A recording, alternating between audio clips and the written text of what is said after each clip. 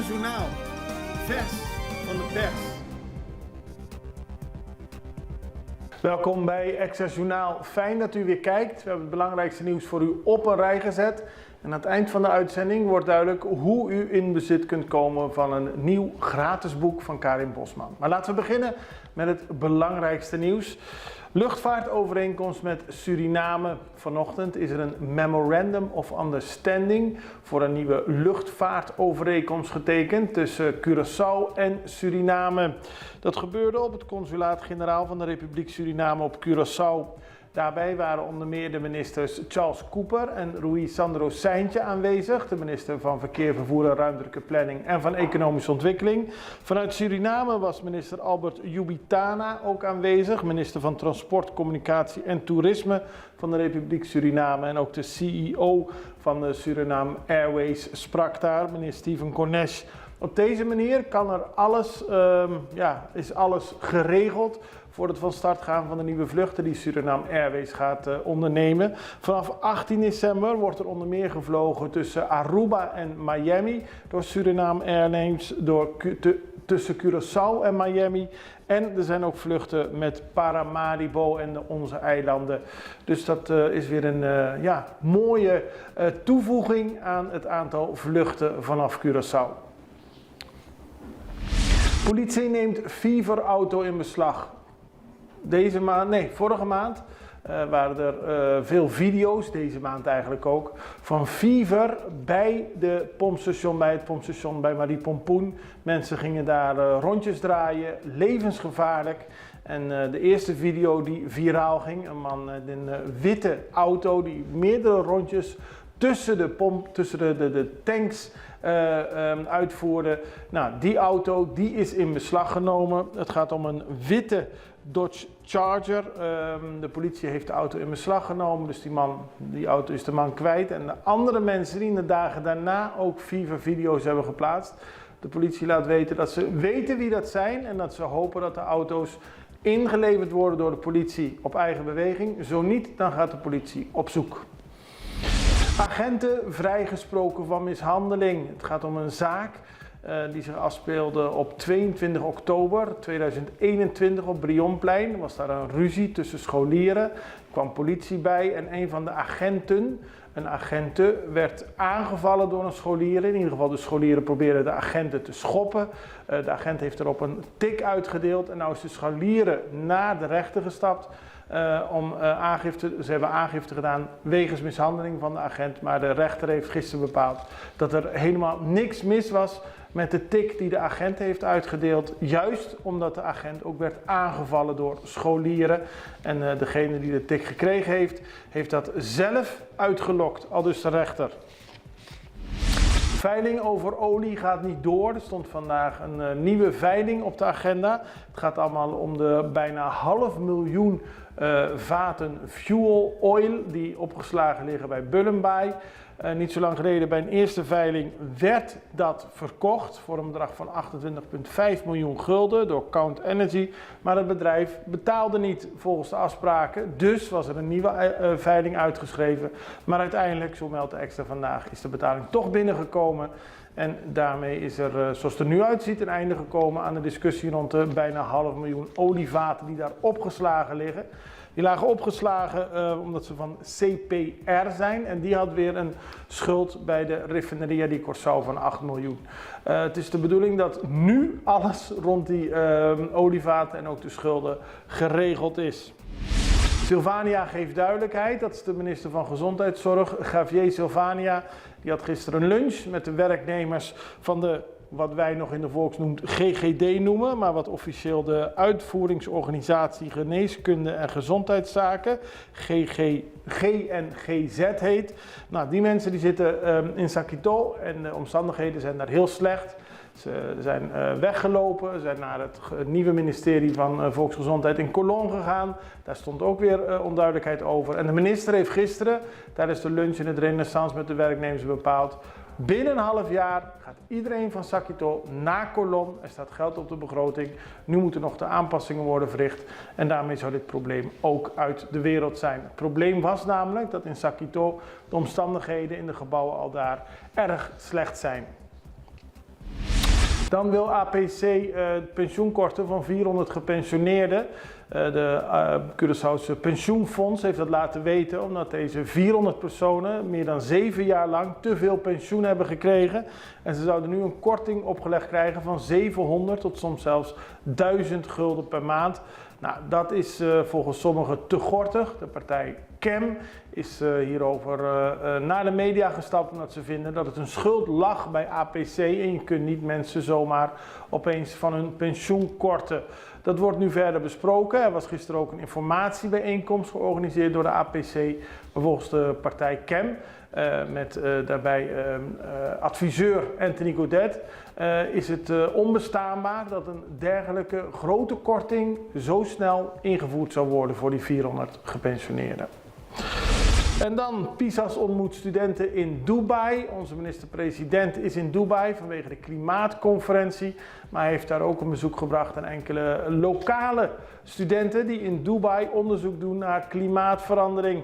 Het gaat om studenten uit Aruba, Sint Maarten en Curaçao. En PISA's heeft ze bezocht samen met de Nederlandse minister-president Mark Rutte. Interessant onderzoek natuurlijk en vooral in verband met de klimaatconferentie die nu wordt gehouden. Even een break en dan zijn we zo terug met meer nieuws. Di conta hasi tanto pergunta den censo 23, e lista di pergunta di censo ta extenso. E dato nan collecta por ayuda den mio tomo di decisión na beneficio di nos habitantes nan, nos barrio nan y nos país. CBS ta pidi boa cooperação cada 10 anos. Nós está apreciar que bota tra tempo para contestar e pergunta na di censo 23 de maneira abrir. O processo é relativamente fácil se você cooperar. Nós encuestadores tá bom de trem e tá honra boa privacidade. Tá suma dados de tua família e usa nan coletivamente. Pergunta nan tabay tocante habitante nan de casa de família e tocante nan vivienda. Família cooperar, saco censo 23 tapahanha vista total e anônimo. PCI é família que te coopera. Abo também? Pa nossa com nos ta. Ik gaf het net al aan, er is een MOU, een Memorandum of Understanding, voor een nieuwe luchtvaartovereenkomst getekend met Suriname.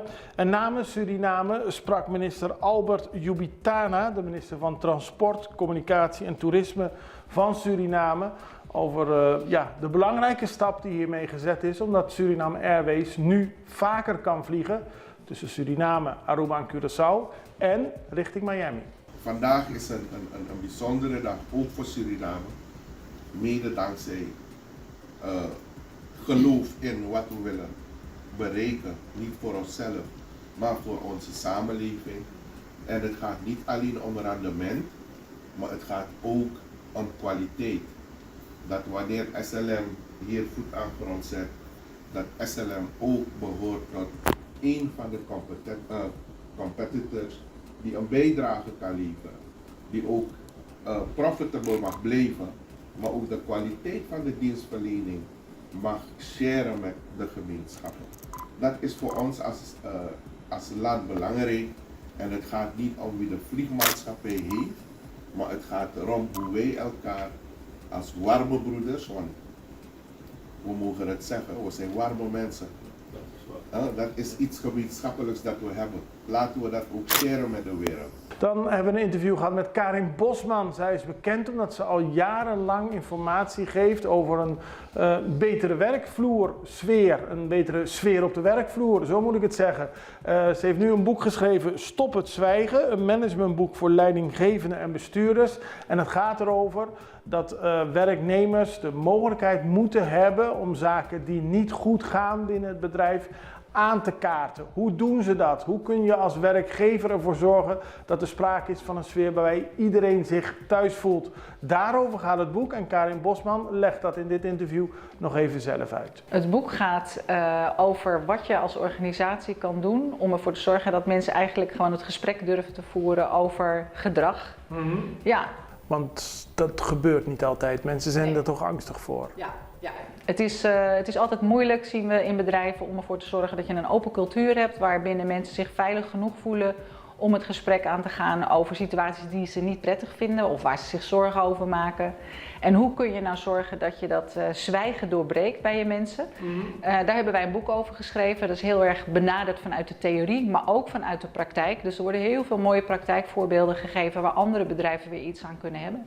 Maar gedrag, de ongepaste opmerkingen van de directeur of het laten wegblijven van collega's, wat voor type gedrag? Nou, het is eigenlijk heel breed. Dus het gaat heel erg om het gedrag wat jij als ongewenst ervaart. Dus het is niet, wordt niet specifiek in hokjes gestopt, maar echt heel erg gekeken naar ook de dingen binnen het grijze gebied. Hè, dus waar we allemaal van mening met elkaar over kunnen verschillen. Hoe je nou het gesprek start over iets wat je zelf lastig vindt. En dan heb ik het niet meteen over melden, maar eigenlijk echt over praten. Zoals bekend is Karin Bosman meerdere keren op Curaçao hierover geweest.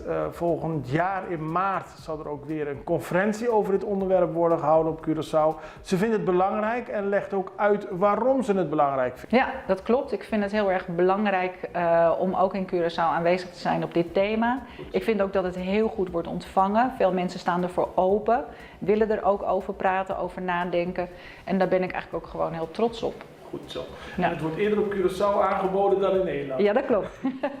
Aanstaande donderdag aan de SER en volgende week aan mevrouw Mariette Hamer in Nederland. Mariette Hamer, de regeringscommissaris seksueel grensoverschrijdend gedrag in Nederland, heeft het voorwoord van het boek geschreven. Dat vind ik ook natuurlijk heel erg mooi. Ja. Zij benadrukt ook het belang van de dialoog. En dat boek gaan wij op dinsdag volgende week aan haar overhandigen en aanstaande donderdag hier in Curaçao aan de SER. Goed zo, maar dan hebben we nog een hele mooie verrassing voor alle kijkers, want 25 boeken stel jij beschikbaar voor degenen die daar interesse in hebben. Ja, we willen mensen aanmoedigen om hiermee aan de slag te gaan, Ja. omdat het een heel praktisch handboek is. En om die reden stellen we 25 boeken beschikbaar voor de eerste 25 mensen dus die zich aanmelden. Nou, ze kunnen zich aanmelden via redactie@extra.cw. Redactie gewoon op het Nederlands met een C en extra.cw. En het is eigenlijk de achterliggende gedachte dat zo'n boek in elk bedrijf beschikbaar moet zijn, dat mensen het kunnen bekijken. Ja, het is gewoon een heel handzaam boek, een manual eigenlijk, waarin je dus hele mooie voorbeelden vindt, waarmee je direct aan de slag kan. Hè? Dus niet moeilijke, diepgaande theorieën. Nee, wat kan ik nu vandaag doen om het beter te krijgen? Nou, u hoort het. U kunt kans maken op een gratis boek, Stop het Zwijgen. Het is een aanrader. Stuur een mailtje naar redactie@extra.cw en u maakt kans op het boek. Als u een mailtje stuurt, pak ik het op, stuur ik u terug, vraag ik uw adres en wordt het allemaal geregeld. Tot zover Extra Journaal. Als u ons via Facebook kijkt, druk dan op volgen. Als u ons via YouTube bekijkt, druk dan op abonneren. Het allerbeste, tot ziens. Dag.